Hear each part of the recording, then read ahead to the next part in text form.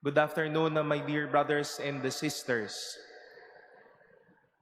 I know that many priests would often preach today the very substance and the spirit of forgiveness. But for us today, let me lead you to one of the beautiful ingredients of forgiveness or mercy, which we can all see in today's readings, which is the gift of sincerity. Napakagandang sangkap ng ng pagpapatawad, ang katapatan o ang sinseridad sa ating buhay at sa ating pananampalataya.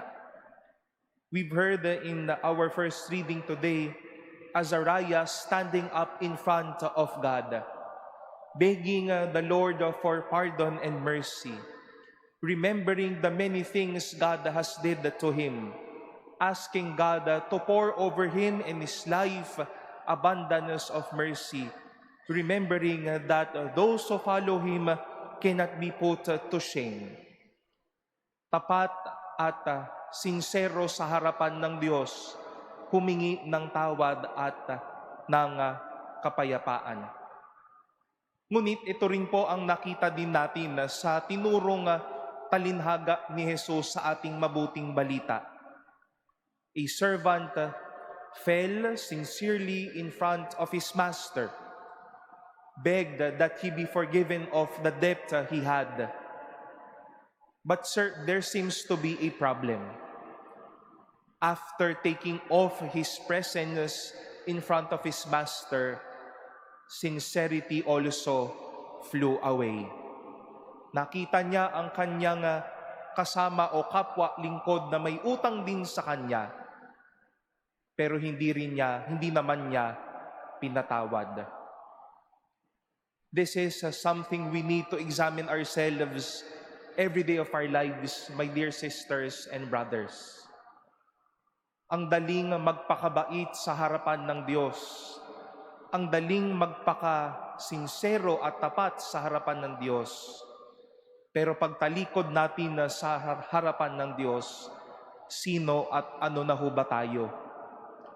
Sa kung anong kabait natin sa harapan ng Diyos, siya namang kasing sama natin sa harapan ng tao. Sa kung anong katapat natin sa harapan ng Diyos, doon naman tayo pumapalya kapag kakaharap na natin ang tao. Live sincerely in front of God and in front of others. Ang daling magpakabait sa harapan ng Diyos, pero kung sino naman tayong umasta sa harapan ng tao. Mahirap po iyon at kasama niyo po akong nagsisikap sa bagay na iyon. Nag-iisa ho tayo sa hamon na ito na sa awa natin sa harapan ng Diyos, ito rin yung pinapakita natin sa bawat taong nakakaharap natin.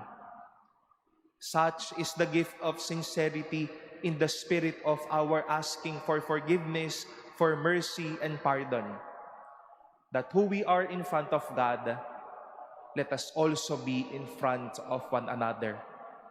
And let that consistency be the flow of mercy for each of us.